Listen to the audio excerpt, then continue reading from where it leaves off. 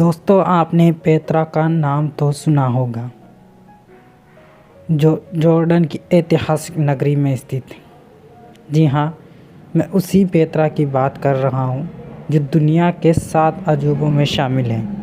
लेकिन हम बात करें पेत्रा की, इससे पहले आप हमारे चैनल को सब्सक्राइब करें, दोस्तों में शेयर करें और हाँ, वीडियो अगर अच्छा लगे तो लाइक तो ज़रूर करें। तो चलिए बात करते हैं पेत्रा की।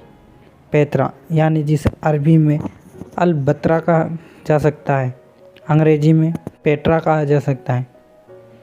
जॉर्डन के प्रांत में स्थित एक ऐतिहासिक नगरी है जो अपने पत्थर से तराशी गई इमारतों और जलवाहन प्रणाली के लिए प्रसिद्ध है।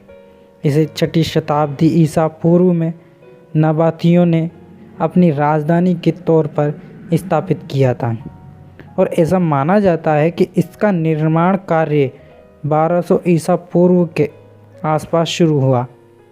आधुनिक युग में यह एक मशहूर पर्यटक स्थल है। पेत्रा एक होर नामक पहाड़ी की ढलान पर बना हुआ है और पहाड़ों की घिरी हुई एक द्रोणी में स्थित है। ये पहाड़ मृत सागर से अकाबा की खाड़ी तक चलने वाली वादी अरबा नामक घाटी की पूर्व सीमा में है। पेत्रा को यूनेस्को द्वारा एक विश्व धरोहर होने का दर्जा मिला हुआ है। बीसीसीआई ने अपनी मरने से पहले 40 देखने योग्य स्थान है, जिनमें से एक पेत्रा का नाम शामिल है। 6वीं शताब्दी ईसा पूर्व से पेत्रा नाबातीनियन साम्राज्य की प्रभावशाली राजधानी थी, जिसके बाद इसे साम्राज्य को 106 ईस्वी के दौरान साम्राज्य में विलय हो गया और रोमनों ने शहर का विस्तार जारी रखा। व्यापार और वाणिज्य के लिए एक महत्वपूर्ण केंद्र, पेत्रा ने तब तक विकास जारी रखा था जब तक कि एक विनाशकारी भूकंप ने इमारतों को नष्ट नहीं कर दिया और 6वीं शताब्दी में मुस्लिमों ने पेत्रा को जीत लिया।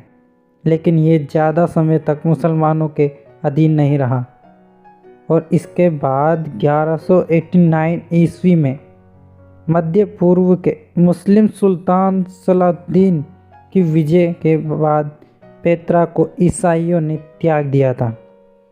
ट्रांसजॉर्डन के गठन के बाद इस स्थल की पहली वास्तविक पुरातात्विक खुदाई 1929 ईस्वी में की गई थी। 1989 में स्टीवन स्पीलबर्ग ने फिल्म इंडियाना जोन्स और लास्ट क्रूसेड का फिल्मांकन इस स्थान पर किया था, जिसके कारण ये जॉर्डन के सबसे बड़े पर्यटक आकर्षक बन गया। पेत्रा की शानदार इंजीनियरिंग उपलब्धियों और अच्छी तरह से संरक्षित आयाम के कारण पेत्रा को पुरातात्विक स्थल जुलाई 2007 में दुनिया के नए 7 आश्चर्यों यानी कि 7 अजूबों में से एक रूप में चुना गया। पेत्रा जॉर्डन का प्रतीक है और साथ ही जॉर्डन का सबसे अधिक देखा जाने वाला पर्यटक आकर्षण भी है। 2019 में पर्यटकों की संख्या जो थी वो 1.1 मिलियन पर पहुंच गई। पहली बार ये आंकड़ा 1 मिलियन अंक से ऊपर हो गया था। लेकिन शहर में पर्यटन कोविड-19 महामारी से अपंग हो गए, लेकिन जल्द ही फिर से शुरू हो गया। 2021 में 2,60,000 तक पर्यटक पहुँचे। फ्लिंग द एल्डर और अन्य लेखकों ने पेट्रा को नबातीनियन साम्राज्य की राजधानी और उनके कारवां व्यापार के केंद्र के रूप में पहचाना।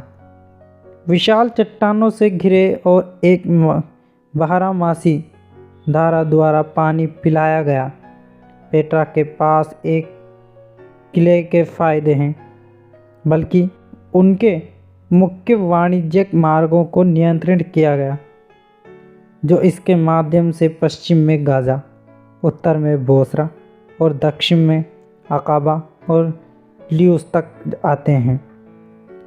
लाल सागर पर और रेगिस्तान पर फारस की खाड़ी तक लोहा युग 1200 से और 600 ईसा पूर्व के बीच चला। उस समय पेट्रा क्षेत्र पर कब्जा था। ये तब तक जब तक कि 928 ईसा पूर्व में राजा सुलेमान की मृत्यु के बाद एदोमियों ने विद्रोह किया, जब इस्राएल 2 राज्यों में विभाजित हो गया था, लेकिन इस्राएल उत्तर में और यहूदी दक्षिण में हो। एदोमाइट्स को एसाव के वंशज के रूप में जाना जाता था। इसका संदर्भ बाइबिल के पुराने नियम में दिखा मिलता है। पेट्रा में पहाड़ों के विन्यास के एदोमास्टन के लिए पानी के जलाशय की अनुमति दी। इसने पेट्रा को व्यापारियों के लिए रुकने का मैदान बना दिया। इसे व्यापार के लिए एक उत्कृष्ट क्षेत्र बनाते हैं। जिन वस्तुओं का यहाँ व्यापार होता है उनमें से मदिरा, जैतून का तेल और लकड़ी शामिल है। पेट्रा में उम्ल अल बियार पर्वत के शीर्ष पर खुदाई की गई। एडोमाइट साइट 7वीं शताब्दी ईसा पूर्व आयरन सेकंड से पहले स्थापित नहीं की गई थी। एडी 106 में जब कॉर्नियल पाल्मा सीरियन के गवर्नर थे, पेट्रा के शासक के तहत अरब पेट्रा के हिस्से के रूप में रोमन साम्राज्य में शामिल हो गया था और पेट्रा इसकी राजधानी बन गई थी। देशी राजवंश का अंत हो गया, लेकिन शहर रोमन शासन के अधीन फलता फूलता रहा था। यह इस समय के आसपास था कि पेट्रा रोमन रोड का निर्माण किया गया। एक सदी अलेक्जेंडर सेवर ने जब शहर अपने वैभव की ऊंचाई पर था, सिक्के का मुद्दा समाप्त हो गया। जाहिर तौर पर कुछ अचानक तबाही के कारण शानदार मकबरों का निर्माण नहीं हुआ, जैसे नवफारसी शक्ति द्वारा आक्रमण संसदीय साम्राज्य। इसके बीच पलियासना के महत्व में वृद्धि हुई और पेट्रा से दूर वे अरब व्यापार को आकर्षित किया। बाद में गिरावट आई। हालांकि ऐसा प्रतीत होने लगा कि एक धार्मिक केंद्र के रूप में बना हुआ है। साइट पर एक रोमन सड़क का निर्माण किया गया था। सलामीन्स ने लिखते हुए कहा, उनके समय में 25 दिसंबर को कुंवारी खाबो और उनकी संतान दुशारा के सम्मान में एक भोज आयोजित किया गया था।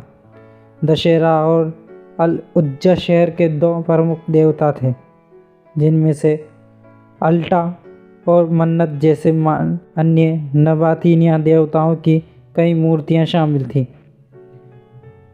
111 और 114 के बीच ट्रोजन ने वाया ड्रायना नोवा का निर्माण किया, जो पेट्रा के माध्यम से सीरियाई सीमा से लाल सागर तक चल रहा था।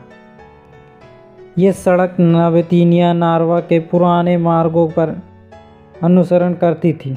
पैक्स रोमन की छाया में इस मार्ग ने अरब और सीरिया भूमध्य सागर बंदरगाहों के बीच व्यापार को पुनर्जीवित किया था। 125 ईस्वी में सम्राट हेड्रियन के प्रशासकों में से एक ने पेट्रा में निशान छोड़े, जो मृत सागर में पाए गए दस्तावेजों द्वारा इंगित किए गए थे। 130 ईस्वी में हेड्रियन ने पूर्व नबातीनिया राजधानी का दौरा किया। इसे हाड्रियन पेट्रा मेट्रोपोलिस का नाम दिया, उसके सिक्के पर अंकित हैं।